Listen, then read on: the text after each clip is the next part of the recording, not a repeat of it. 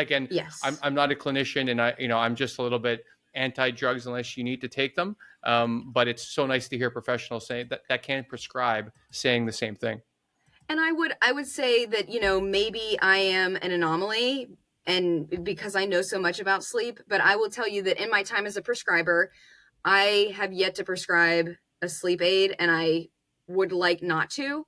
There will be people who this is appropriate for. That's why it's part of the pyramid, but it is the tiny, tiniest little tippy top of the pyramid because there are some people who this will be appropriate. But again, in my book, I call it "There's no magic pill" because that's what people want. People want this quick fix. They don't want to change their caffeine habits. They want to doom scroll until 2 a.m. and have that Right. bright light into their eyes. And if you don't want to change your habits, your sleep's not going to get better. You just have to make an informed decision on what it is that you want to do and how you want your life to look different. So when we're getting into, and I just kind of want to do a little PSA also on sleep medications, whenever, so two different things. We have the benzodiazepines, and that's our Xanax, that's our lorazepam. For those ones, again, a lot of people want to use those for sleep. They're not good for sleep because it's messing with your sleep architecture. And when I say that, I mean the stages of sleep that you should be going through. So light sleep, deep sleep, REM sleep, and we're going to be cycling through those throughout the night. So when you are having a benzodiazepine on board, it will make you feel sleepy because it's a depressant. That's what it's meant to do. But the quality of sleep that you're getting simply is not there. Switching over to Z drugs, Ambien, Lunesta, Sonata, those, a lot of people don't realize this, come with a black box warning.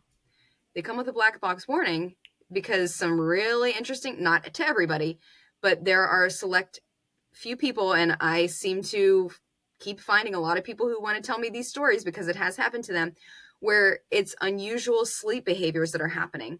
So when a doctor prescribes you one of those few drugs, they recommend be in bed, be ready to close your eyes when you take this medication because it works, and it works very quickly. And I will say that these do a better job of preserving sleep architecture. Not fantastic, but they do a better job compared to our benzodiazepines that we just talked about. However, people will report having strange behaviors, but here's the kicker. They don't know that it's happening. So oftentimes they'll wake up and maybe they have a bunch of Amazon packages 2 or 3 days later on their stoop. Maybe their car is parked in a weird way.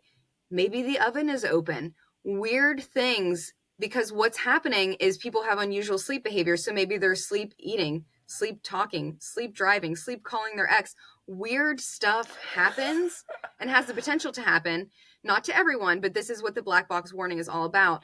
And going hand in hand with that, and this is what's so scary, is it comes with amnesia for that period of time.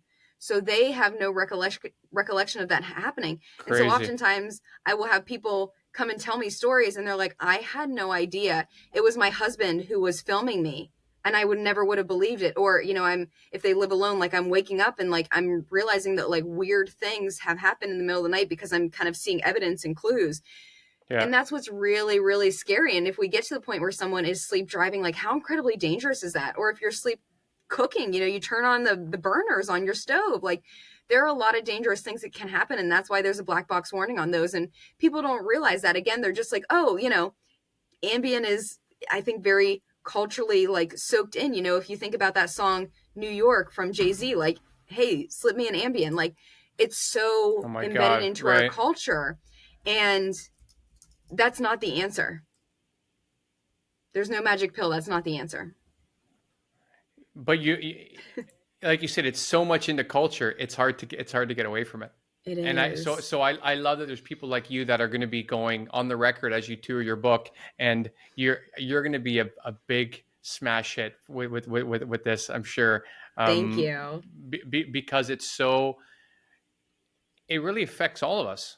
I mean, if you live with someone that has, even if I sleep amazing, but let's say my partner is a anxious, snoring, caffeine addicted, whatever you want to lay on these days, it can really affect my life negatively as well. So if we aren't doing these things in tandem together, like families, partners, all these things, like it really can degrade our relationships, our quality of life, and all of these things. So like, I love people like, Matthew Walker, like yourself, that are going around, and you've really dealt with, I think Matthew Walker was a journalist, but you've been studying this for so long, and you're dealing with the extreme end of the spectrum. So if you're seeing Yes. results with these people, I think someone who can't sleep because they're worried about their meeting with their coworker the next day Yeah.